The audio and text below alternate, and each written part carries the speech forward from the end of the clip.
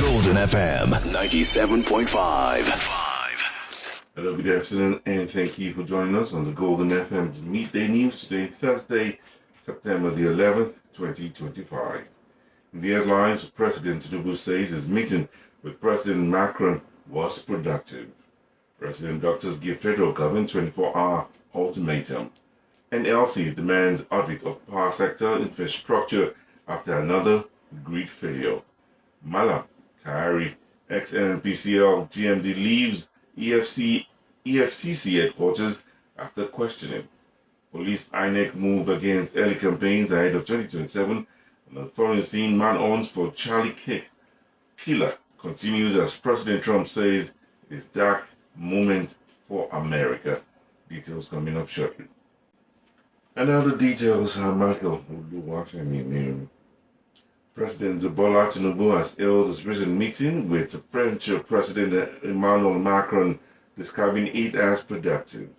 President Tinubu stated this in a post on his official X handle on Wednesday, said the meeting between the two leaders focused on cooperation between Nigeria and France, deepening partnership for mutual prosperity and global stability.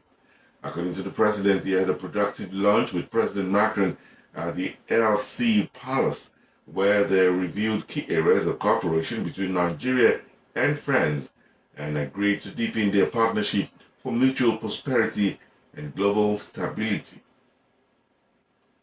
The federal government, in collaboration with the International Solar Alliance, has launched a $500 million distributed renewable energy Nigeria fund to accelerate solar energy deployment nationwide.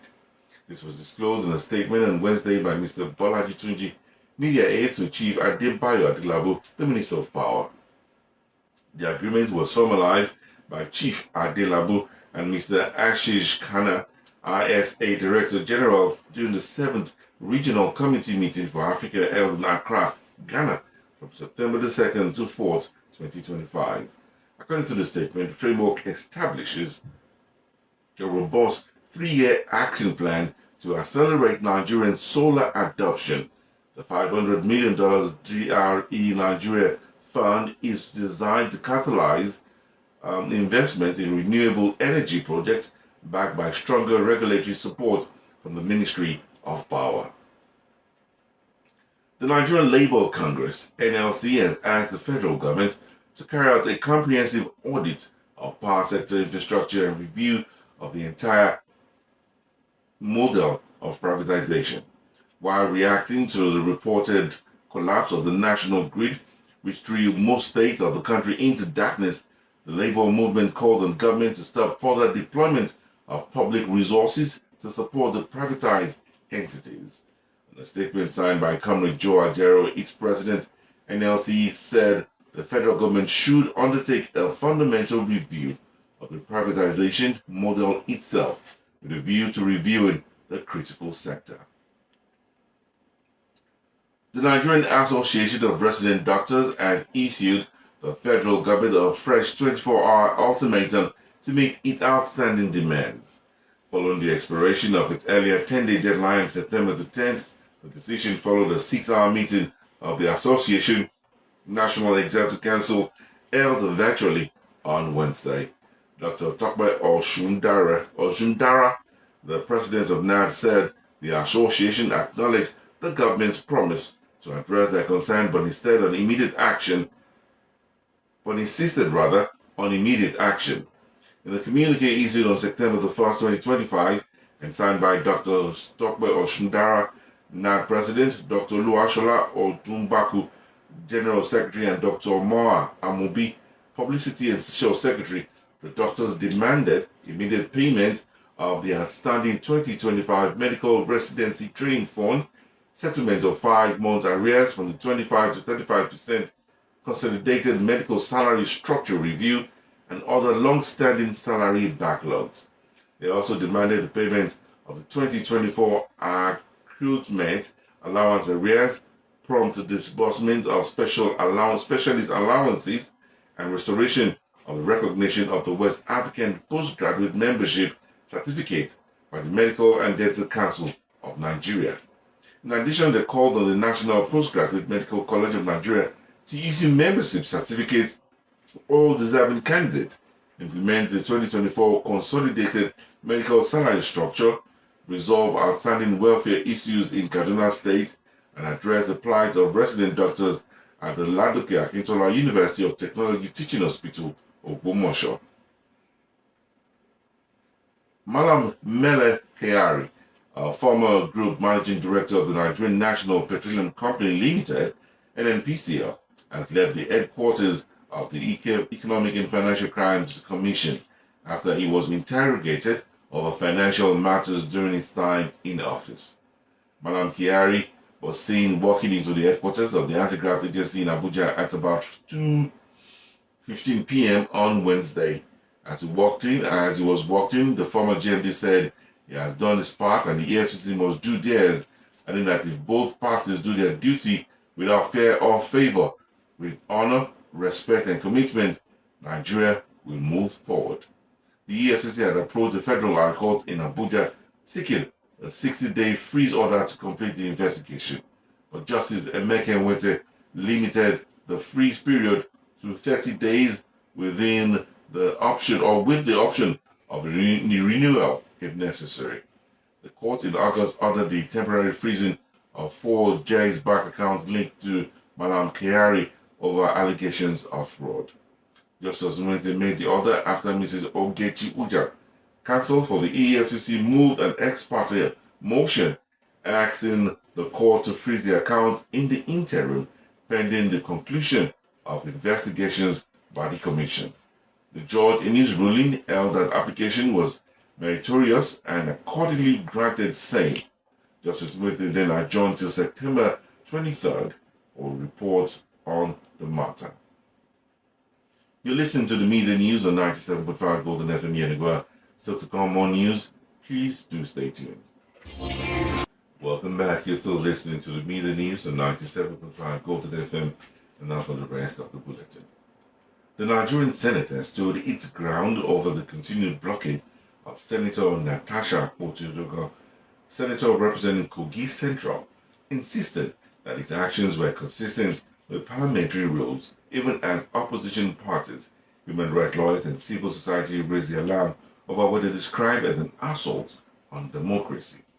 Although the 6-month suspension formally lapsed in early September, security operatives have continued to bar her from entering the chambers. In a statement by Mr. Bolaji Abdullahi, the National Publicity Secretary, the ADC expressed sadness over the continued obstruction of Senator Natasha Akpoti-Uduaghan from resuming her seat in the Nigerian Senate after the completion of her 6-month suspension. Despite mounting public sympathy for Senator Akpoti-Uduaghan, particularly among the supporters in Kogi Central, who have framed the ordeal as a political witch hunt, the Senate has maintained that its actions are procedural, not political. As the race towards the 2027 general elections gathers momentum, the Independent National Electoral Commission (INEC) and the Nigerian Police Force have warned political parties against embarking on early campaigns in violation of the electoral law. Professor Mahmood Yakubu, INEC chairman, lamented that parties have already kicked off subtle campaigns despite clear provisions that restricted such activities to 150 days before the polls. The development has drawn sharp reactions across the political space. While Professor Aitairu Jega, former INEC boss, called for firm measures to curb the trend, the opposition PDP and the ADC accused the ruling APC of being the worst offender. The APC, however, defended the Commission's position, even as Mr. Kadi Egbetokun, the Inspector General of Police, vowed to enforce the law against violators. Professor Yakubu, INEC boss, on Wednesday decried the increase in cases of early political campaigns across the country, labeling them a clear breach of Nigerians' electoral laws and a threat to democratic governance. He pledged to collaborate with the National Assembly and political stakeholders to amend the Electoral Act, granting INEC the power to sanction defaulters. Speaking at a one-day roundtable on the challenges of early political campaigns held at the Electoral Institute in Abuja on Wednesday, Professor Yakubu referenced Section 94, subsection 1 of the Electoral Act 2022, which clearly prohibits the commencement of campaigns earlier than 150 days before polling day and requires all campaign activities to end 24 hours before voting begins. Stakeholders in Bayelsa State have reacted to the federal government's plan to implement a revised secondary school curriculum from the 2025-2026 academic session designed to reduce content overload and prepare students with future-ready skills. Speaking on Let's Talk Nigeria, Golden FM's morning program, Mr. Chinweke Vitus Ona, a secondary school teacher and educationist, faulted the federal government's new curriculum for primary, secondary, and technical schools, warning that they may face serious challenges in both private and public institutions. The educationist, who explained that private schools with few students may find it difficult to fund the new curriculum, after also stated that the policy could only succeed if government provide adequate infrastructure to support learning. He added that the curriculum reduces the workload on students by allowing them to concentrate on preferred subjects, although the content in some areas has been expanded.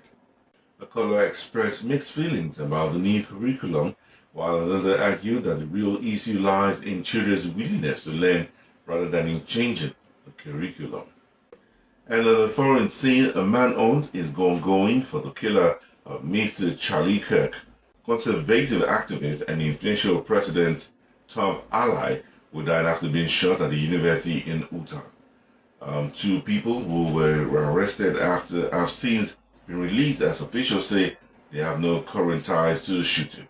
Meanwhile, President Trump says he is filled with grief and anger at the heinous assassination, calling it a dark moment for America in a video message. Officials believe Mr. Kirk was shot from a roof as they examine a video which people claim could show a gunman.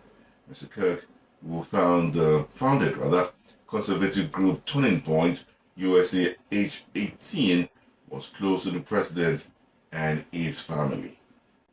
And that's the midday news from 97.5 Golden FM Yenaga. But before we go, a recap of our major stories. President Bola Tinubu has said his meeting with President Emmanuel Macron was productive. Resident doctors has given the federal government fresh 24-hour ultimatum. NLC has demanded audit of power sector infrastructure after another grid failure. Malam Mele Kyari, ex-NNPCL GMD, left EFCC headquarters after questioning. Police and INEC have moved against early campaigns ahead of 2027.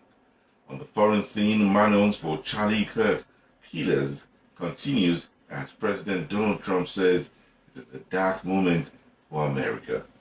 And that was the media news. For news stories, comments, and observations, please send us an email at golden@gmail.com. You can also follow us on Facebook, Instagram, X, YouTube, and TikTok on 97.5 Golden FM Yenagoa. The news was edited by Isaac Eyedote. I am Michael Oluwafemi Emenyonu. Enjoy the rest of your Thursday. Good afternoon. Golden FM 97.5.